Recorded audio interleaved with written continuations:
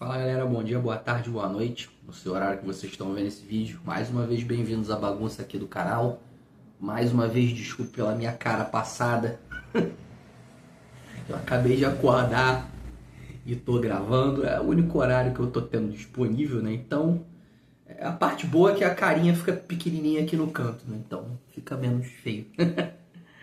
Bem-vindos, meu nome é Felipe. Hoje vamos fechar o capítulo 3 da Era do Capital do Hobsbawm. No vídeo de hoje vamos ver os seguintes temas, pessoal. Unificação e padronização global no século XIX. Desafios à padronização linguística e cultural. As flutuações econômicas e crises no século XIX e a desigualdade na integração econômica global. Para você que caiu aqui no susto, caiu aqui de paraquedas, isso aqui é uma não. Acabei de acordar. É um desconto. É um resumo da obra A Era do Capital, do Eric Hobsbawm. Tá todo divididinho entre capítulos e partes, né? Numa playlist aqui no canal que está crescendo. Tem uma playlist com a Era das Revoluções já pronto, né? Vou deixar as duas aqui, caso vocês queiram acessar. E só reforçando que, cara, a coleção do Hobsbawm é fundamental para você poder entender história contemporânea mais a fundo, né? Aí eu tô fazendo esse resuminho aqui para poder dar uma moral pra galera, né? A dinâmica aqui, como eu explico em todo vídeo, é a seguinte, né? Eu fiz um resumo, o resumo vai ficar aqui na tela e eu vou fazer uma leitura dinâmica sobre o conteúdo do resumo para vocês, né? Para poder trocar uma ideia, ajudar a reforçar o conhecimento. Beleza? Inevitavelmente tem carro de som que passa aqui quase sempre, cachorro latindo, dentre outros barulhos que são meio que fora do meu controle, que ocorrem no bairro comercial residencial da Zona Norte do Rio de Janeiro. Então, galera, sem mais enrolações e apresentações, deixa eu começar a leitura. No século XIX, as pessoas elas estavam muito interessadas em criar um mundo mais conectado e uniforme. Elas queriam que as ideias do liberalismo, né, econômico fossem espalhadas de maneira mais organizada e sem personalismos, né? Para isso, eles começaram a criar organizações internacionais como a International Telegraph Union, para padronizar as telecomunicações, e a Universal Postal Union, para padronizar o sistema postal. Também a International Meteorological Organization, para coordenar as previsões do tempo, né? Tudo numa forma realmente de padronizar as coisas. Além disso, tinha uma vontade de criar línguas artificiais que pudessem ser usadas por pessoas de diferentes países, né? Surgiram línguas como a Volapük, acho que é assim que se pronuncia, e o Esperanto, que foram desenvolvidas para ser usadas como uma espécie de língua internacional, facilitando a comunicação entre as pessoas de diferentes partes do mundo. Com o avanço das comunicações, os trabalhadores eles começaram a se unir mais e a criar uma rede global para poder lutar pelos seus direitos, né? Isso ajudou a formar um movimento trabalhista com uma visão mundial. Paralelamente, né, a Cruz Vermelha Internacional ela foi criada em 1860, mais ou menos ali na mesma época. Ela foi criada para poder ajudar durante as guerras. Cara, só que isso aí é meio contraditório com a ideia de promover paz e cooperação internacional, porque a guerra é o oposto de se colaborar globalmente. Então a Cruz Vermelha ela ficou vista, sim, como um paradoxo, né? Uma parada bastante confusa nesse aspecto. O mundo estava se conectando mais, principalmente por causa da tecnologia e também da economia. Mas essa conexão ela ainda era restrita, né? Focada nos modelos dos grandes impérios da época, né? Como da Inglaterra, da França, da Alemanha e também da Áustria, né? Que eram potências sensacionais. A cultura, como filmes, música e também o estilo de vida, elas não chegavam a todos os lugares do mundo como acontece hoje. É impossível de comparar. Naquela época, a troca cultural era mais limitada, né? E não era tão globalizada quanto é agora.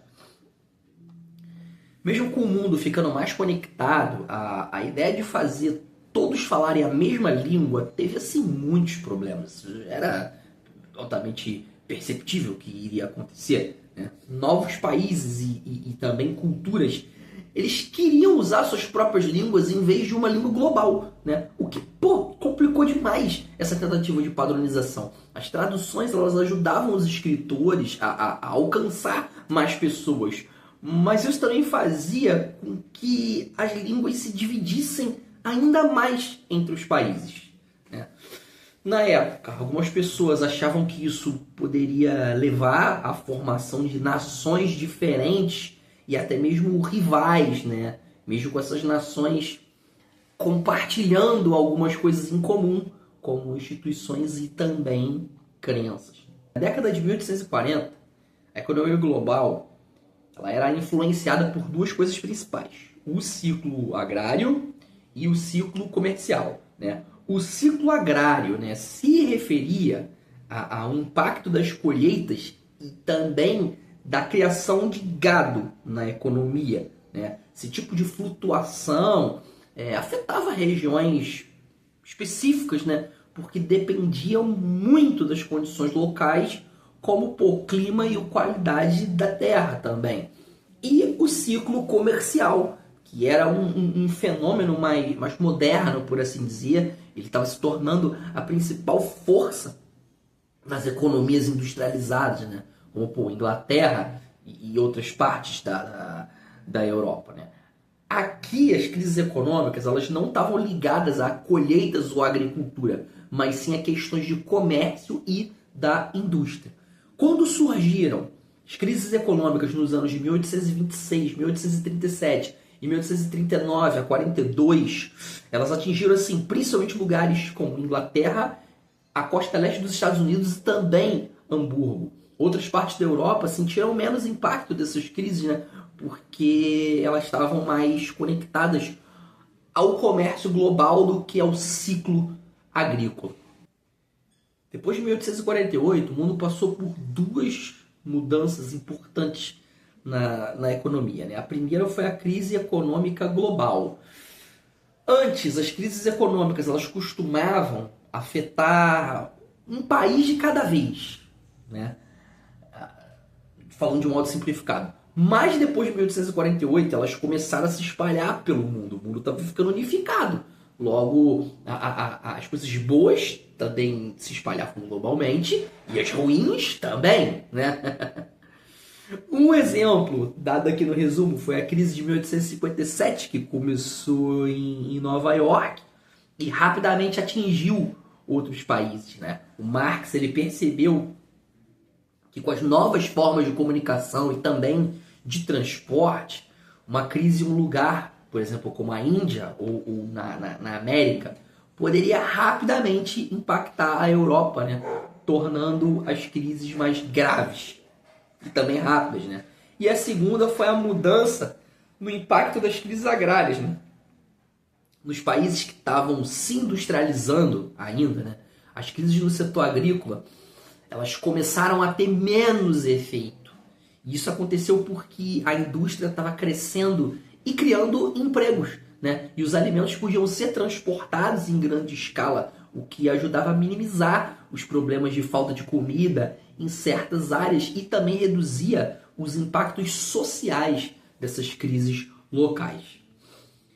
A ideia é que as mudanças que estavam acontecendo no mundo entre 1848 e 1875 afetaram principalmente os lugares que já estavam envolvidos com o comércio e a economia internacional. Enquanto isso, né, muitas áreas da Ásia, da África e também da América Latina ainda estavam meio isoladas, né, e não tinham acesso às novas tecnologias de transporte, né, também à comunicação. Consequentemente, elas foram menos impactadas por essas crises. Então, mesmo que houvesse uma grande transformação na maneira como a economia mundial funcionava, né, e na produção das coisas, o mundo ele ainda não estava totalmente unido na época.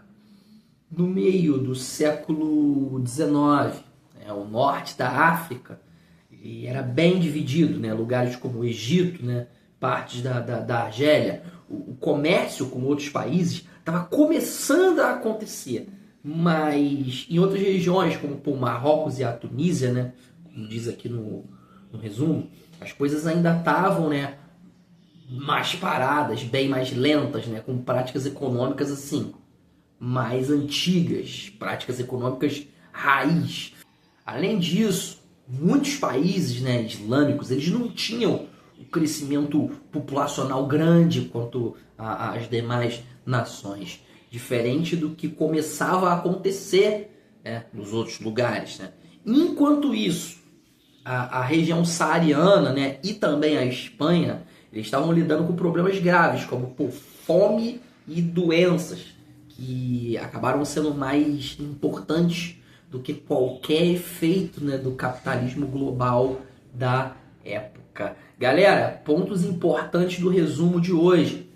No século XIX, houve um movimento em direção à unificação e padronização global, impulsionado pela disseminação do liberalismo e da economia política. Surgiram organizações como a International Telegraph Union e a Universal Postal Union para coordenar esforços globais. Houve tentativas de criar línguas artificiais como o Volapük e o Esperanto para facilitar a comunicação internacional. A padronização linguística enfrentou desafios devido à preferência de novas nações por usar seus próprios idiomas, dificultando a adoção em uma língua internacional comum. O desenvolvimento das comunicações impulsionou o movimento trabalhista em direção à organização global. Duas formas principais de flutuação econômica marcaram o século XIX: o ciclo agrário e o ciclo do comércio, com o último ganhando importância nas economias industrializadas. Após 1848, as crises econômicas se tornaram globais, como a crise de 1857, mostrando a interconexão crescente das economias.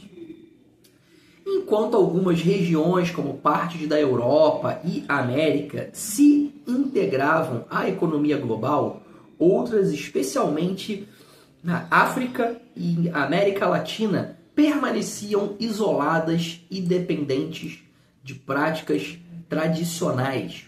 O carro do mercado hoje está sem freio. Já passou pela segunda vez em aproximadamente 15 minutos. Galera, esse foi o resumo da parte 4 do capítulo 3 da Era do Capital. Fechamos o capítulo 3. Próximo vídeo vamos começar no capítulo 4. Se estiver curtindo o conteúdo, deixa um joinha aí.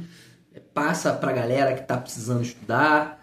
Se você tiver uma leitura complementar, joga aí. Se tiver alguma coisa que eu deixei passar batido no capítulo, joga aí que também é importante.